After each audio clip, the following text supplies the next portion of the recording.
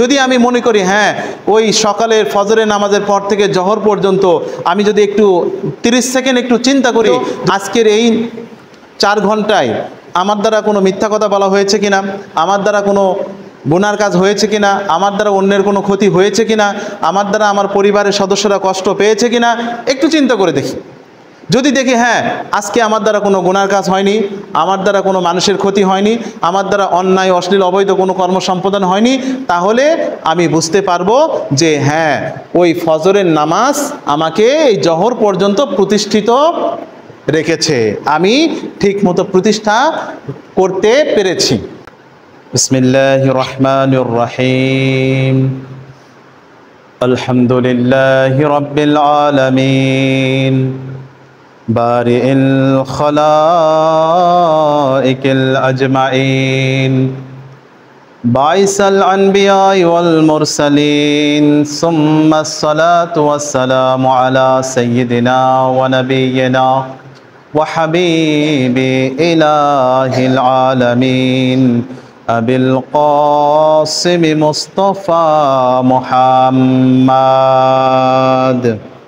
আল্লাহুম্মা সাল্লি আলা মুহাম্মদ ওয়া আলি মুহাম্মদ ওয়াজ্জিল ফারাজাহুম ওয়া আলা আলিহি আত-তাইয়্যিবিন আত-তাহিরিন আল-মাসুমিন আল-মাজলুমিন লা সাইয়্যামা বাকিয়াতুল্লাহি ফিল আরদিন ওয়া লা'নাল্লাহু আলা আদাইহিম আজমাইন।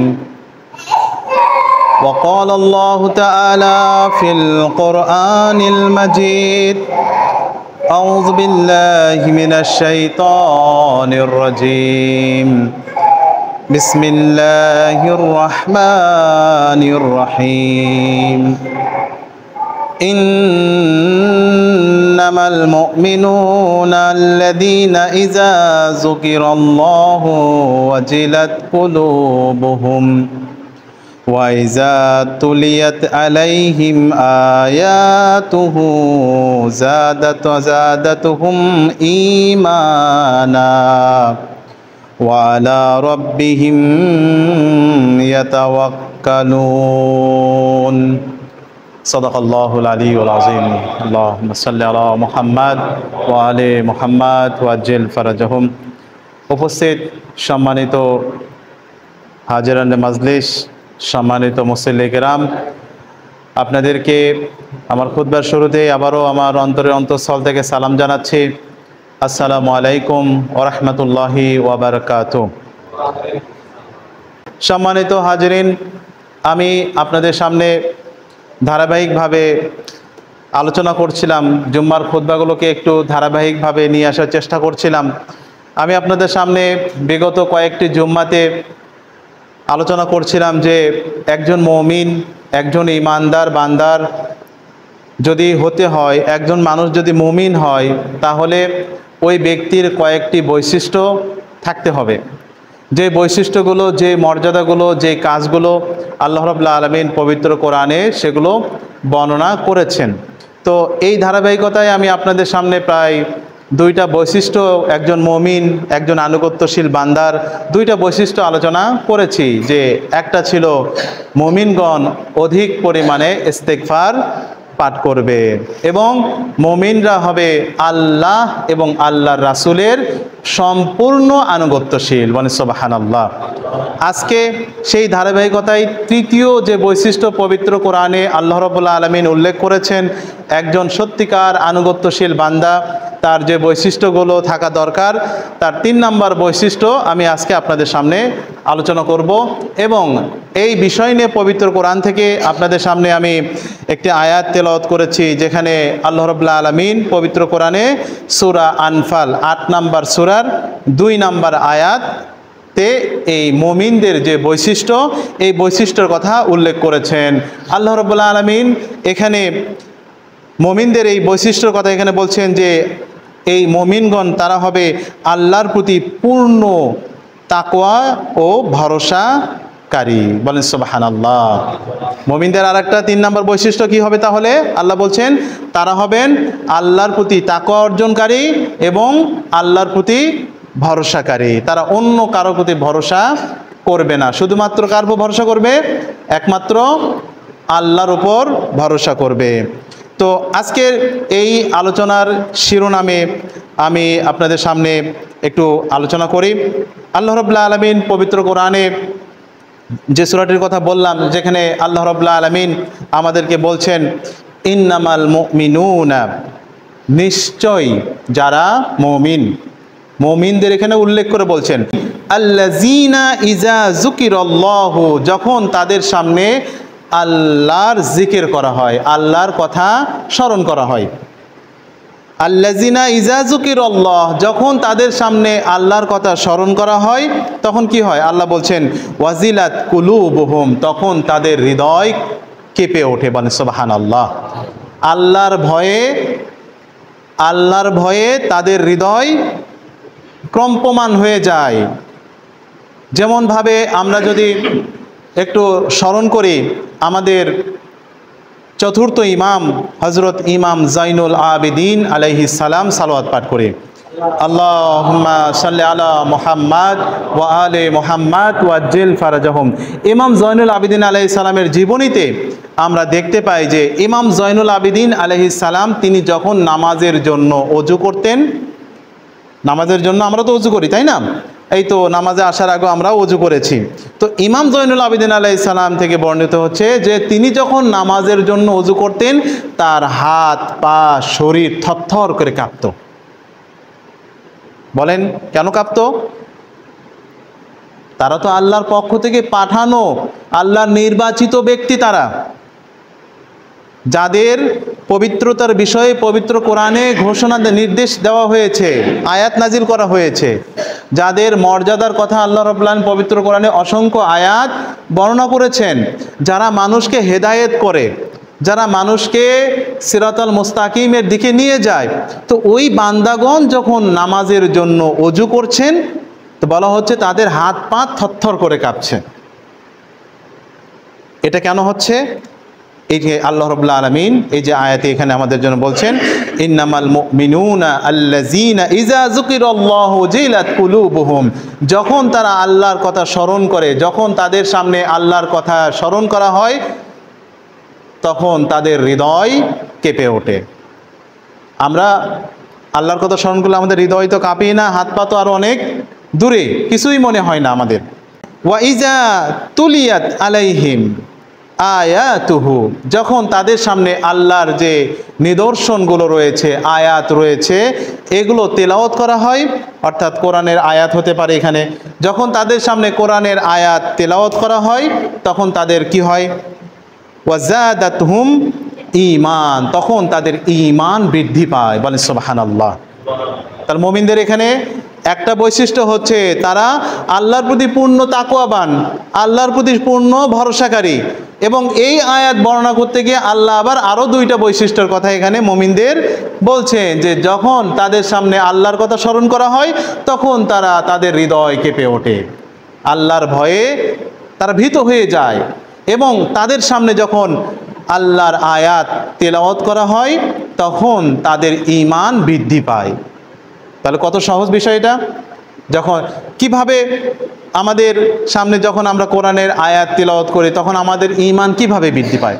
এখন আমরা কোরআনের আয়াত থেকে আলোচনা করছি কিনা, এখন আমরা কোরআন থেকে বর্ণনা করছি কিনা। তো এই যে আমরা কথাগুলো শুনছি, কোরআনের আয়াতের কথা আমরা শুনছি, বলেন তো এই শুনে আমাদের কি আল্লাহ সম্পর্কে আরেকটু জ্ঞান বেশি হচ্ছে না? আল্লাহ সম্পর্কে আমাদের জ্ঞান একটু বেশি হচ্ছে না? আল্লাহ সম্পর্কে আরও একটু আমরা ভালো জানতে পারছি, আহলে বাইত সম্পর্কে আরও একটু আমরা বেশি জানতে পারছি বিগত দিনের তুলনায়। তো এই যে জ্ঞান বৃদ্ধি পাওয়া, এই জ্ঞানটাই হচ্ছে ঈমান। ঈমানের আরেকটি নাম হচ্ছে জ্ঞান। যখন আমার ভিতরে আল্লাহ সম্পর্কে আমার জ্ঞান বৃদ্ধি পাবে তখন আমার আল্লাহ সম্পর্কে আমার ঈমানও বৃদ্ধি পাবে, এবং আমার ঈমান যখন বৃদ্ধি পাবে তখন আমার তাকওয়াও অটোমেটিক বেড়ে যাবে। সালাওয়াত পাঠ করি আমরা, আল্লাহুম্মা সাল্লি আলা মুহাম্মাদ ওয়া আলি মুহাম্মাদ ওয়াজ্জিল ফারাজাহুম। এরপর আল্লাহ রাব্বুল আলামিন বলছেন ওয়া আলা রাব্বিহিম ইয়াতাওয়াক্কালুন, এবং তারা তাদের নিজের রবের প্রতি ভরসা পোষণ করে, অন্য কারো প্রতি তারা ভরসা করে না। যে কোনো বিপদে আপদে সুখে দুঃখে সব মুহূর্তে আমাদের কাকে স্মরণ করতে হবে, কার প্রতি ভরসা করতে হবে? আল্লাহকে ভরসা করতে হবে। আল্লাহ রাব্বুল আলামিন পবিত্র কোরআনে অন্য একটি আয়াতে বলছেন যে ওয়ালা তাকনাতুর রাহমাতিল্লাহ, তোমরা আল্লাহর রহমত থেকে নিরাশ হয়ে যেও না।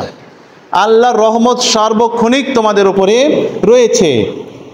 যে কোনো মানুষের ওপরে আল্লাহর রহমত রয়েছে, সে মানুষ হোক, মুসলমান হোক, ঈমানদার হোক, মুমিন হোক, মুশরিক হোক, কাফের হোক, হিন্দু হোক, খ্রিস্টান হোক, ইহুদি হোক, যে কোনো ধর্মের মানুষই হোক না কেন, প্রত্যেকটা মানুষের উপরেই কিন্তু আল্লাহর রহমত রয়েছে।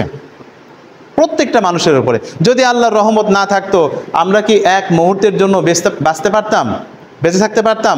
যদি আল্লাহর একটা রহমত, একটা রিজিক আমাদেরকে আল্লাহ রাব্বুল যেটা দিচ্ছেন নিঃশ্বাস, এইটা যদি বন্ধ করে দেয়, বাঁচবো? কয় মিনিট বাঁচতে পারবো আমরা? সর্বোচ্চ 2 থেকে 3-4 মিনিট। তারপরেই আমাদের রক্তে অক্সিজেনের পরিমাণ শেষ হয়ে যাবে, আমরা আস্তে করে মৃত্যুর কোলে ঢলে পড়ব। তাহলে এই যে নিয়ামত, আল্লাহর একটা রিজিক সার্বক্ষণিক তিনি আমাদেরকে দান করছেন, এগুলোর মাধ্যমে আমাদেরকে আল্লাহকে সবসময় আমাদের স্মরণ করতে হবে, আল্লাহর প্রতি আমাদের ভরসা রাখতে হবে।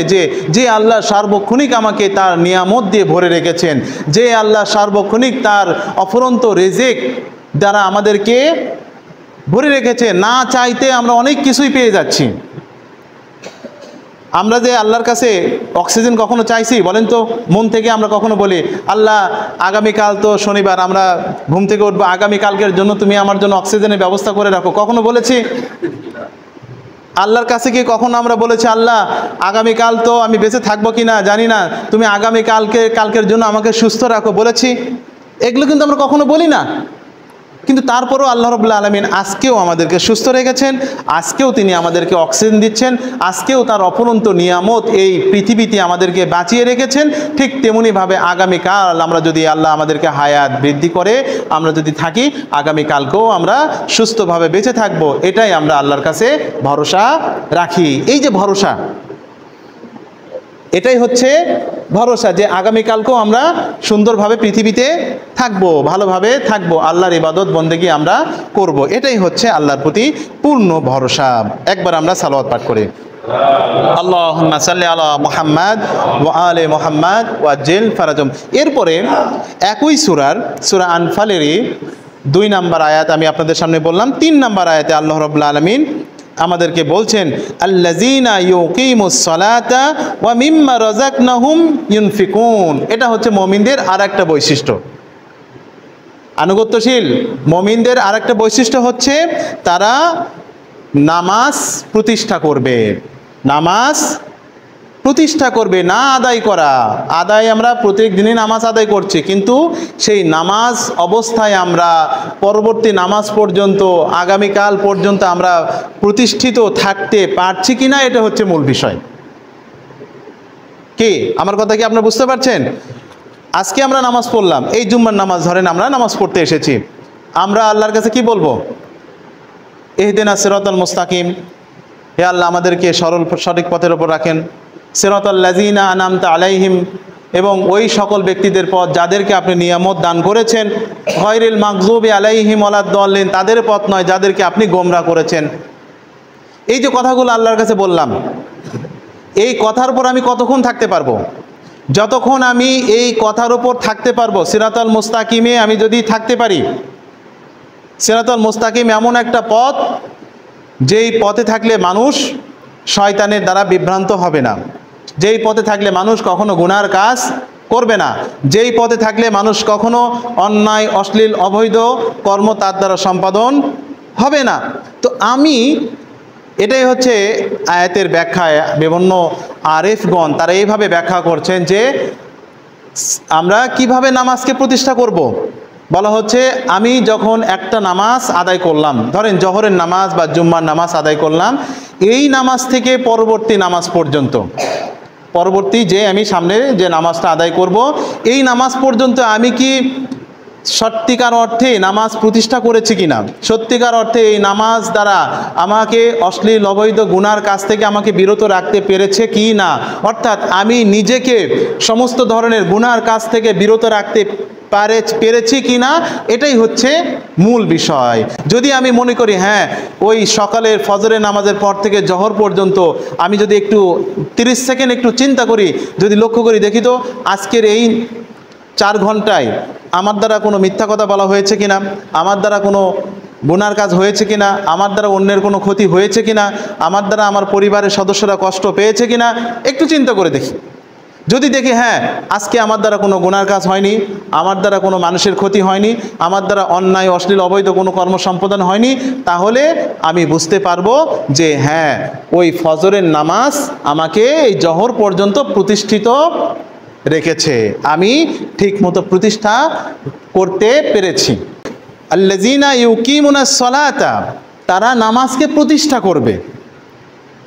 এই প্রতিষ্ঠা করাটা হচ্ছে এটাই যে এই নামাজ আমাকে আল্লাহর যে নিষেধগুলো রয়েছে এই নিষেধ থেকে আমাকে বিরত রাখতে, আমি নিজেকে বিরত রাখতে পেরেছি কিনা, এবং আল্লাহর যে নির্দেশগুলো রয়েছে এই নির্দেশগুলো আমি বাস্তবায়ন করতে পেরেছি কি না। যদি আমি দেখি হ্যাঁ আমার দ্বারা সফল হয়েছি, আমি এই প্রথম 4 ঘন্টা আমি সফল হয়েছি, তাহলে আমাকে পরবর্তী ধাপ জহর থেকে শুরু করে মাগরিব পর্যন্ত আমাকে পরবর্তী ধাপ আমাকে নিতে হবে। দেখি যদি আমি ফজর থেকে জহর পর্যন্ত সফল হয়েছি, তাহলে এখন জহর থেকে মাগরিব পর্যন্ত আমি সফল হতে পারি কি না। এইভাবে যখন আমরা ধাপে ধাপে এগিয়ে যাব, আস্তে আস্তে আমার থেকে সমস্ত ধরনের অশ্লীল অবৈধ কাজকর্ম সব দূরে যাবে এবং আমার দ্বারা সার্বক্ষণিক আমার এই নামাজকে আমি নিজের ভিতরে প্রতিষ্ঠা রাখতে পারলাম। একবার সুউচ্চ স্বরে সালাওয়াত পাঠ করি, মা সাল্লি আলা মুহাম্মাদ ওয়া আলি মুহাম্মাদ ওয়াজিল ফারাজাহুম। ঠিক এই আয়াতের দ্বিতীয় অংশে আল্লাহ রাব্বুল আলামিন বলছেন ওয়া মিম্মা রাযাকনাহুম ইউনফিকুন, এবং তাদেরকে যে রিজিক দেওয়া হয়েছে সেখান থেকে তারা ইনফাক করবে, দান করবে। রিজিক বলতে আমরা বুঝি খাবার দাবার, টাকা পয়সা, তাই না? খাওয়া দাওয়ার টাকা পয়সা ছাড়া রিজিক বলতে আর কিছু আমরা বুঝি না বাবা। রিজিক বলতে শুধুমাত্র এই জিনিসটা নয়, খাওয়া দাওয়া টাকা পয়সা রিজিক নয়। আল্লাহ রাব্বুল আলামিন আমাকে যা কিছু দিয়েছেন, এই নবমণ্ডল এবং ভূমণ্ডলের মধ্যে যা কিছু রয়েছে সব কিছুই আমার জন্য রিজিক। আমি বেঁচে আছি, আমার আয়ু, আমার হায়াত, এটাও আমার জন্য রিজিক। আমি সুস্থ আছি, এটাও আমার জন্য রিজিক। আমি কথা বলতে পারছি, এই কথা বলাটাও আমার জন্য আল্লাহর পক্ষ থেকে রিজিক। এইভাবে যদি আমরা হিসাব করি তাহলে যা কিছু আছে সবই হচ্ছে আল্লাহর পক্ষ থেকে আমাদের জন্য রিজিক। ইনফাক করতে হবে এই রিজিক থেকে। আল্লাহ আমাদেরকে যে রিজিক দান করেছেন এই রিজিক থেকে এখন দান করতে হবে। কিভাবে দান করব? চিন্তার বিষয় না? দান করব কিভাবে? আমাদের টাকা পয়সা হাতে আসলে অল্প কিছু ফকির মিসকিনদেরকে আমরা দান করতেই পারি, তাই না?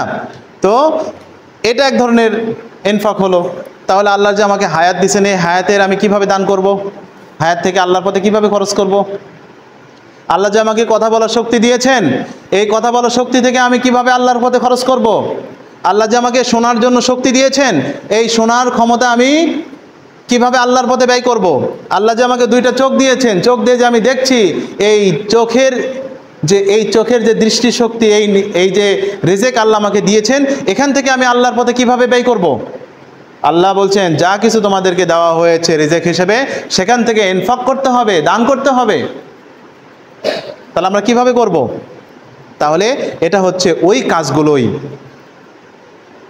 যেটা আগের আয়াতে আল্লাহ রাব্বুল আলামিন আমাদেরকে বললেন যে আমরা এই যে কাজগুলো আমরা আল্লাহ রাব্বুল আলামিন আমাদের যে রিজিক দিয়েছেন, এই কাজগুলো দ্বারা আমি যেমন আমার ব্যক্তিগত কাজেও ব্যবহার করি এই আল্লাহর নিয়ামত দ্বারা, ঠিক তেমনি এই নিয়ামত দ্বারা যখন আমরা আল্লাহর পথে ফি সাবিলিল্লাহ যখন এগুলো ব্যয় করি, তখন এটা আবার আল্লাহর পথে ব্যয় করা হয়ে যায়। এই যে মসজিদে আপনারা এসেছেন, এটা কি আপনার নিজের জন্য এসেছেন না আল্লাহর জন্য এসেছেন? কার জন্য? জোরে বলেন। আল্লাহর জন্য এসেছি আমরা। যদিও এর ফলাফলটা আমার নিজের উপরই আসবে। তো এটাও হচ্ছে আল্লাহর পথে আমার জীবন থেকে নিয়ামত, আমার যে আল্লাহ হায়াত দিয়েছেন এই হায়াত থেকে ইনফাক করা। এই যে কান দিয়ে এখন মসজিদে আপনারা আল্লাহর কোরআনের কথা শুনছেন, কোরআনের আয়াত আপনারা শুনছেন, আপনাদের সামনে যে তেলাওয়াত করা হচ্ছে, এই যে শুনে যে আপনাদের ঈমান বৃদ্ধি পাচ্ছে, আগের আয়াতে বললাম এই যে কানের আপনারা ইনফাক করা হচ্ছে, কানের যে শ্রবণ শক্তি আল্লাহ আমাকে দান করেছেন, চাইলে যে কোনো মুহূর্তে এটা আমার বন্ধ করে দিতে পারে, যে কোনো মুহূর্তে আমার চোখের দৃষ্টি শক্তি আল্লাহ বন্ধ করে দিতে পারেন। এগুলো থেকে আমাদের এগুলো হচ্ছে ইনফাক, আমাদেরকে এইভাবে চিন্তা করতে হবে। এই আয়াতের তৃতীয় যে বিষয়টা আল্লাহ রাব্বুল আলামিন আমাদের সামনে বলছেন, এই মুমিনদেরই বৈশিষ্ট্যের কথাই আল্লাহ রাব্বুল আলামিন বলছেন 4 নম্বর আয়াত, উলাইকা হুমুল মুমিনুনা হাক্কান। এবার আল্লাহ বলছেন তারাই সত্যিকার অর্থে মুমিন। আগের যে বৈশিষ্ট্যগুলো বলা হলো, যখন তাদের সামনে আল্লাহর কথা স্মরণ করা হয়, আল্লাহর ভয়ে তাদের হৃদয় কাঁপতে থাকে। যখন তাদের সামনে আল্লাহর আয়াত, কোরআনের আয়াত তেলাওয়াত করা হয়, তখন তাদের ঈমান বৃদ্ধি পায়। 2, 3 নাম্বার, যখন তারা নামাজ এবং তারা নামাজকে প্রতিষ্ঠা করে। 4, তাদেরকে আল্লাহ রাব্বুল আলামিন যে রিজিক দিয়েছেন, এই রিজিকগুলো তারা আল্লাহর পথে ব্যয় করে। তাহলে কয়টা বৈশিষ্ট্য হলো মুমিনদের? এখানে 4টা বৈশিষ্ট্যের কথা আল্লাহ বললেন। এবার আল্লাহ বলছেন উলাইকা হুমুল মুমিনুনা হাক্কা, তারাই সত্যিকার অর্থে মুমিন, যাদের এই বৈশিষ্ট্যগুলো রয়েছে। লাহুম দারাজাত, তাদের জন্য রয়েছে আল্লাহর সবচেয়ে বড় মর্যাদা। বলেন সুবহানাল্লাহ। এই ব্যক্তিদের জন্যই রয়েছে আল্লাহর সবচেয়ে বেশি আল্লাহর পক্ষ থেকে মর্যাদা, এবং ওয়া ইনদা রাব্বিহিম ওয়া মাগফিরাতুন, এবং আল্লাহর পক্ষ থেকে তাদের জন্য রয়েছে মাগফিরাত মানে ক্ষমা। বলে সুবহানাল্লাহ। এবং ওয়া রিজকুন কারীম, এবং তাদের জন্য রয়েছে অফুরন্ত আল্লাহর পক্ষ থেকে আরো রিজিক। বলেন সুবহানাল্লাহ। তাহলে সত্যিকার মুমিনের বৈশিষ্ট্য আল্লাহ রাব্বুল আলামিন বললেন 4টা। এই 4টা বৈশিষ্ট্য যাদের মধ্যে থাকবে, আল্লাহ রাব্বুল আলামিন বললেন তাদের জন্য আরো কিছু নিয়ামত রয়েছে, যে নিয়ামতগুলো তাদের মর্যাদা হবে সবার থেকে বেশি, তাদের মর্যাদা সবার থেকে বেশি। অর্থাৎ এই আমার যে মূল কথাটা তাকওয়া, আল্লাহর খোদাভীতি, যে খোদাভীতি কখন থাকে? আল্লাহর কথা শুনলে যদি আমার হৃদয় কাঁপে, তাহলে বুঝতে হবে আল্লাহর প্রতি আমার ভয় আছে, আল্লাহর প্রতি আমার ভয় আছে। এই তাকওয়া যাদের রয়েছে তাদের জন্যই হচ্ছে সবচেয়ে বড় মর্যাদা, এবং তাদের জন্য রয়েছে ক্ষমা, এবং তাদের জন্য রয়েছে আল্লাহর পক্ষ থেকে আরও অফুরন্ত নিয়ামত। এটা শুধুমাত্র দুনিয়ার কথাও বলা হয় নাই, আবার পরকালের কথাও বলা হয় না। এখানে নিয়ামত বলে আল্লাহ শেষ করে দিয়েছেন। তার মানে এখানে বুঝতে হবে দুনিয়াতেও তাদের জন্য অফুরন্ত রিজিক রয়েছে, এবং পরকালীন জীবনেও তাদের জন্য অফুরন্ত নিয়ামত বা রিজিক রয়েছে। যেখানে হযরত আমিরুল মুমিনিন আলী ইবনে আবি তালিব আলাইহিস সালাম, সালাওয়াত পাঠ করি আমরা, মা সাল্লি আলা মুহাম্মাদ ওয়া আলি মুহাম্মাদ ওয়াজিল ফারাজাহুম। হযরত আমিরুল মুমিনিন আলী ইবনে আবি তালিব আলাইহিস সালাম, তিনি একটা হাদিস আমাদের সামনে বর্ণনা করেছেন যে আল্লাহ রাব্বুল আলামিন যে বলছেন তারাই হচ্ছে, তাদের মর্যাদা হচ্ছে সবচেয়ে উপরে। কাদের মর্যাদা? তাকওয়া, যাদের তাকওয়াবান ব্যক্তি, তাদের মর্যাদা সবার উপরে। আলী আলাইহিস সালামের ঠিক একই একটা হাদিস আমাদের সামনে বর্ণনা করেছেন, মিজানুল হিকমাতে হাদিসটা বর্ণিত হয়েছে। আলী আলাইহিস সালাম বলছেন ওয়াত্তুকা রাইসুন আখলাক, তাকওয়া হলো নৈতিক গুণাবলীর চূড়া, অর্থাৎ এর উপরে আর কোনো কিছু নাই। পাহাড়ে যদি আমরা সর্বোচ্চ পাহাড়ের উপরে যদি চড়ি, যে পাহাড়টা সবচেয়ে উঁচা, ওর চূড়ায় যদি আমরা চড়ি, তাহলে ওর উপরে আর কিছু আছে? ওই পাহাড়ের চূড়ার উপরে তার কিছু নাই। তো তাকওয়া হচ্ছে এটা, আমাদের আখলাক চরিত্রের যত ধরনের আমরা আমাদের বিভিন্ন মর্যাদা সমাজের ভিতরে রয়েছে, আল্লাহর পক্ষ থেকে রয়েছে, এই মর্যাদাগুলোর মধ্যে সর্বোচ্চ মর্যাদা হচ্ছে, মর্যাদার অধিকারী হচ্ছে ওই তাকওয়া, অর্থাৎ পাহাড়ের ওই চূড়া। যেখানে কেউ যদি পৌঁছতে পারে ওখান থেকে আর কোনো মর্যাদা তাদের জন্য নেই, এটাই হচ্ছে সর্বশেষ মর্যাদা।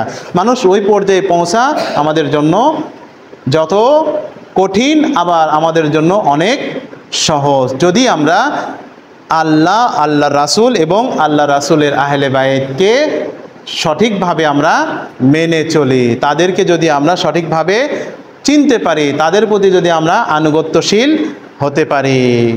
এই বলে আমার প্রথম খুতবা শেষ করছি। আখিরি দাওয়ানা আনিল হামদুলিল্লাহি রাব্বিল আলামিন। আসসালামু আলাইকুম ওয়া রাহমাতুল্লাহি ওয়া বারাকাতুহু। বিসমিল্লাহির রহমানির রহিম। কুল হুয়াল্লাহু আহাদ আল্লাহুস সামাদ লাম ইয়ালিদ ওয়া লাম ইউলাদ ওয়া লাম ইয়াকুল লাহু কুফুয়ান আহাদ। আল্লাহুম্মা সাল্লি আলা মুহাম্মাদ ওয়া আলি মুহাম্মাদ ওয়াজ্জিল ফারাজাহুম। আউযু বিল্লাহি মিনাশ শাইতানির রাজীম। বিসমিল্লাহির রহমানির রহিম। আলহামদুলিল্লাহি রাব্বিল আলামিন ওয়াসসালাতু ওয়াসসালামু আলা সাইয়্যিদিনা ওয়া নাবিয়িনা ওয়া হাবিবি ইলাহিল আলামিন আবিল কাসিম মুস্তাফা মুহাম্মদ। আল্লাহুম্মা সাল্লি আলা মুহাম্মাদ ওয়া আলি মুহাম্মাদ ওয়াজ্জিল ফারাজাহুম। ওয়াসসালাতু ওয়াসসালামু আলা সাইয়্যিদাতিন নিসাইল আলামিন হযরত ফাতিমাতুজ জাহরা সালামুল্লাহ আলাইহা। আল্লাহুম্মা সাল্লি আলা মুহাম্মাদ ওয়া আলি মুহাম্মাদ ওয়াজ্জিল ফারাজাহুম। ওয়াসসালাতু ওয়াসসালামু আলা সাইয়্যিদিনা ওয়া মাওলানা আমিরুল মুমিনিন আলী ইবনে আবি তালিব আলাইহিস সালাম। আল্লাহুম্মা সাল্লি আলা মুহাম্মাদ ওয়া আলি মুহাম্মাদ ওয়াজ্জিল ফারাজাহুম। ওয়াসসালাতু ওয়াসসালামু আলা সাইয়্যিদিনা ওয়া মাওলানা হাসান ইবনে আলী আল মুস্তাবা আলাইহিস সালাম।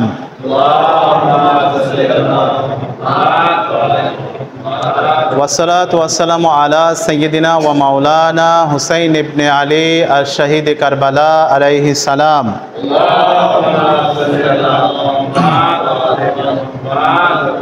ওয়াসসালাতু ওয়াসসালামু আলা সাইয়্যিদিনা ওয়া মাওলানা আলী ইবনুল হুসাইন যাইনুল আবিদিন আলাইহিস সালাম।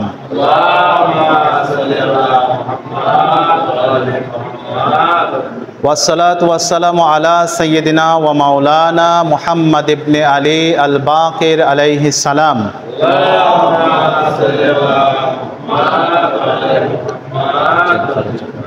ওয়াসসালাতু ওয়াসসালামু আলা সাইয়্যিদিনা ওয়া মাওলানা জাফর ইবনে মুহাম্মদ আস-সাদিক আলাইহিস সালাম।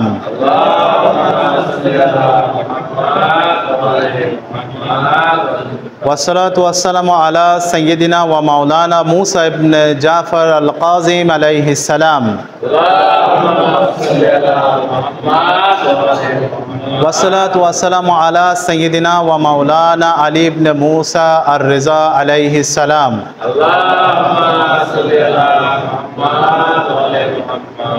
ওয়াসসালাতু ওয়াসসালামু আলা সাইয়্যিদিনা ওয়া মাওলানা মুহাম্মদ ইবনে আলী আত-তাকি আল জাওয়াদ আলাইহিস সালাম।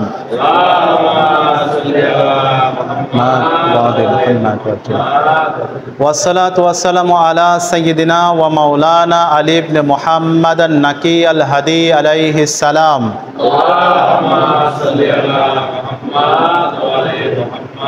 ওয়াসসালাতু ওয়াসসালামু আলা সাইয়্যিদিনা ওয়া মাওলানা হাসান ইবনে আলী আল আসকারি আলাইহিস সালাম।